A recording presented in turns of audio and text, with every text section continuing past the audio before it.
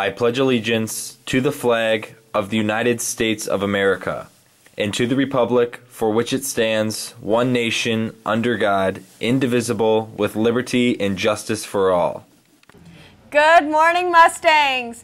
Stop by Chipotle on Pearl Road tomorrow night from 4 to 8 p.m. and don't forget to mention the fundraiser. 33% of the proceeds will go to After Prom. There's only 7 more school days until spring break. Seniors, you only have 36 days. Everyone else, hold on, you only have 41. Have a great Mustang Day. Good morning, Mustangs.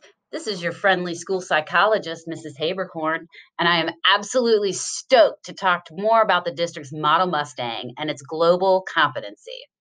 So this morning, I want to focus in on a couple of key elements in this area, and that's seeking cultural understanding and embracing diversity. See, the first part of this means that we're committing to seek out people and cultures who are different from our own. You know, lots of times we walk around and we just have this assumption that everyone around us has the same experiences as our own.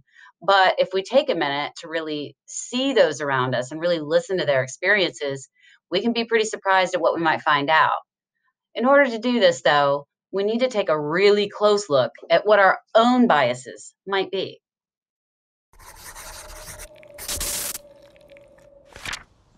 Implicit bias exists when we unconsciously hold attitudes towards others or associate stereotypes with them. For example, we often harbor negative stereotypes about others without consciously realizing that we do so. Implicit bias, which is also called unconscious bias or implicit social cognition, is a prejudice that is deep-seated within the brain, below the conscious level. Studies have demonstrated implicit bias against racial groups, genders, LGBTQ, and other marginalized groups. We may even be prejudiced against our own group, although we tend to favor our in-group with positive stereotypes and disfavor out-groups with negative stereotypes.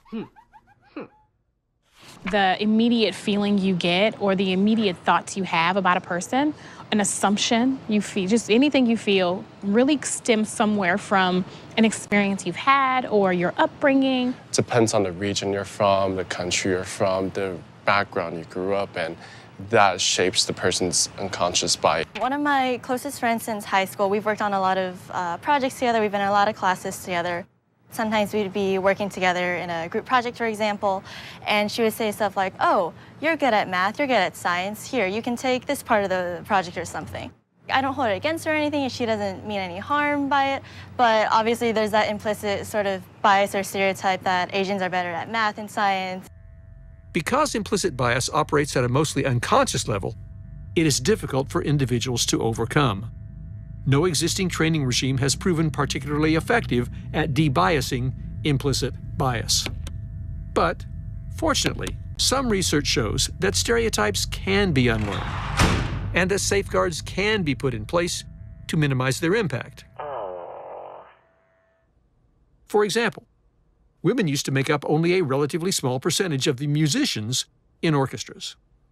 But when orchestras began holding blind auditions, where the applicants played behind a curtain and their genders were unknown to the judges, the percentage of women chosen to play in symphony orchestras doubled. Perhaps we can put a dent in implicit bias after all.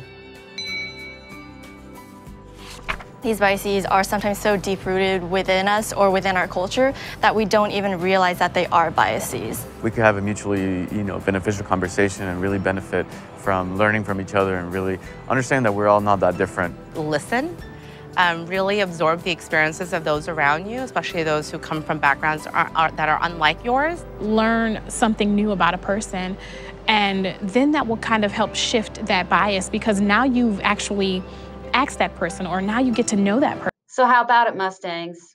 What's your perspective? And are you up for the conversation? Have a great Mustang Day.